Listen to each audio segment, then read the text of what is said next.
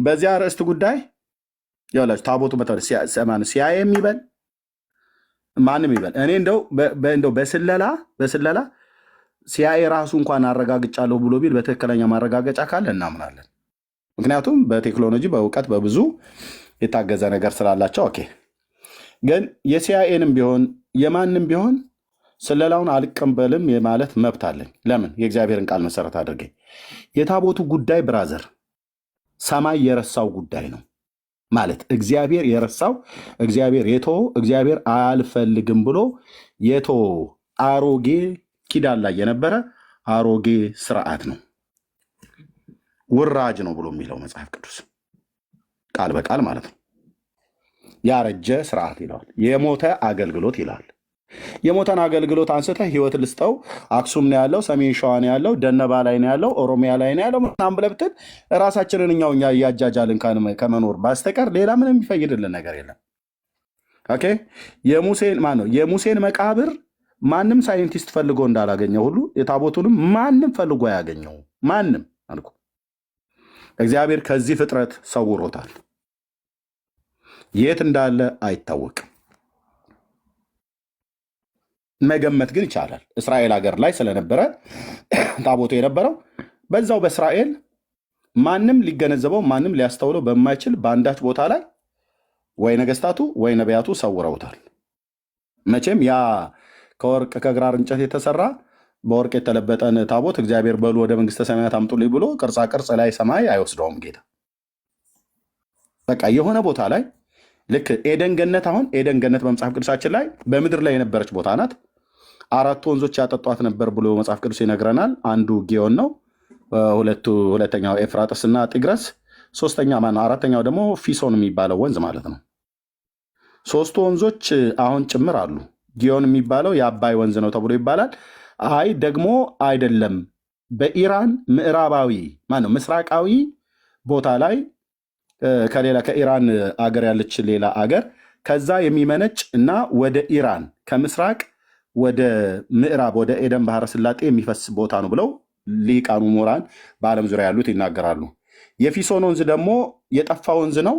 ያን ወንዝ የዓለም ምሁራን ያረጋገጡት አርኪኦሎጂስት ጥናት ተመራማሪዎች ዝም ብሎ እንቶ ፈንቶ ያልሆኑ ማለት ነው ያረጋገጡት ከሰሜን ሱድ አረቢያ ክልል የሚነሳ ጆርዳንን አቋርጦ በኩዌት በኩል አድርጎ ወደ ኤደን ባህረ ሰላጤ በዚህ በኩዌት በኩል የሚፈስ ወንዝ ነው። በረሃ ውስጥ አለ። ከፈለገ ላሳያችሁ እችላለሁ። ፊሶን የሚባለው ወንዝ እዛ ነው።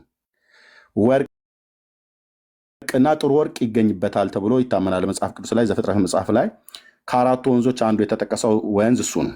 እሱ ወንዝ ጠፍቷል ማለት ደርቋል ማለት ነው።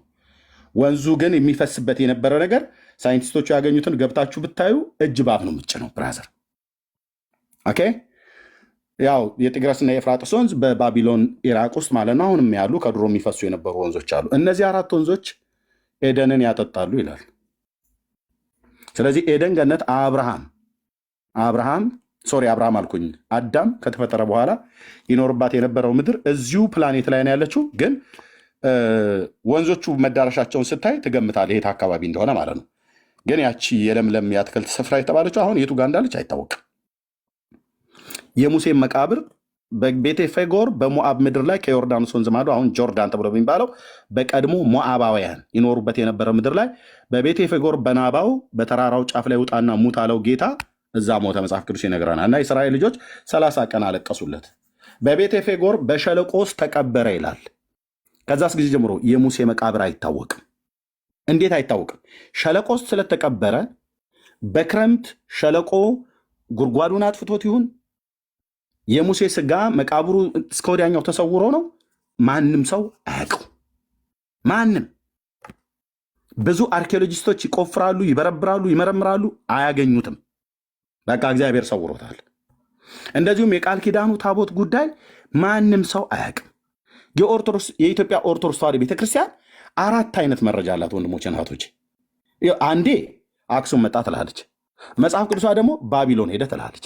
በመጽሐፍ ቅዱሷ ደግሞ የለም ኤርምያስና ባሮክ ተረፈ ኤርምያስ ማለት ምዕራፍ 8 ላይ ምንድነው ለመሬት ከፍተው የእግዚአብሔር ንዋየ ቅድሳት ከቤተ መቅደስ ውስጥ አውጥተው ጥቃቁንና ታላላቁን ንዋየ ቅድሳት ሁሉ በሙሉ ለመሬት ሰጧት። መሬት አፏን ከፍታ ዋጠችው ይላል።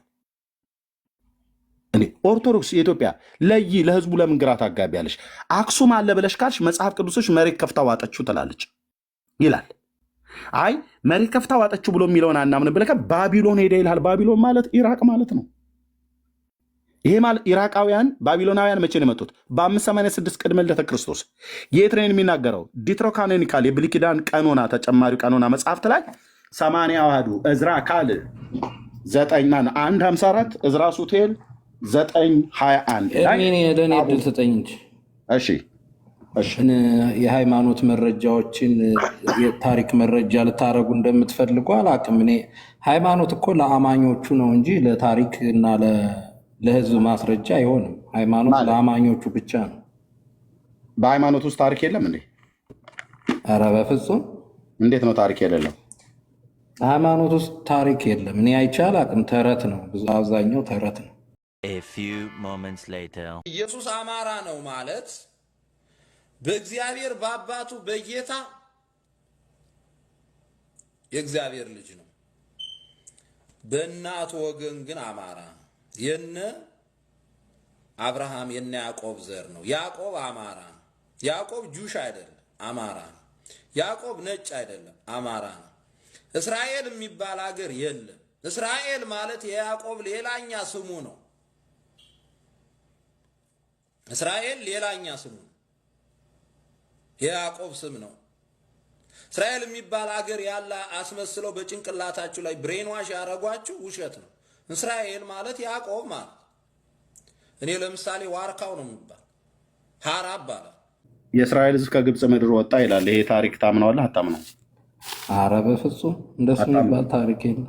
አታምነው ማለት በቃ ሐራ ቴንኪው እናመሰግናለን። በቃ ዛው በራሴ ላውራ እንጂ እንዴ በራሴ ጌታ የእናንተን ዛው ፖለቲካው ላይ ትኩረት አድርግ። በጣም ቴንኪው ሐራ፣ በጣም አዝናለሁ። እንግዲህ ሶሪ፣ ምክንያቱም ሌላ ነገር እንዲወራ አልፈልግም። ያንተን ፍልስፍና ማለት ነው። እዚህ መጽሐፍ ቅዱስን የእግዚአብሔር ቃል ነው ብሎ የሚያምን ትውልድ ኦርቶዶክሳዊ፣ ካቶሊካውያን፣ አይሁዳውያን ገብተው እንዲያወሩ ነው። በቃ ታላቁን እግዚአብሔር ያደረገውን ማዳኑን ታምራቱን በእስራኤል ሕዝብ ላይ ያደረገውን እሱን አላምንም፣ እሱ ዝም ብሎ ተራ የቡና ወሬ ነው ብለህ ካልከኝ ምንም የረባ ነገር ሌላ እውነት አታወራም። ይህንን ትልቁን ወርቃማ እውነትን ደፍነው አዳፍነው ውሸት ነው ብለህ ሌላ የምታወራው ነገር ስለሌለ ይቅርብኝ ወንድማችን።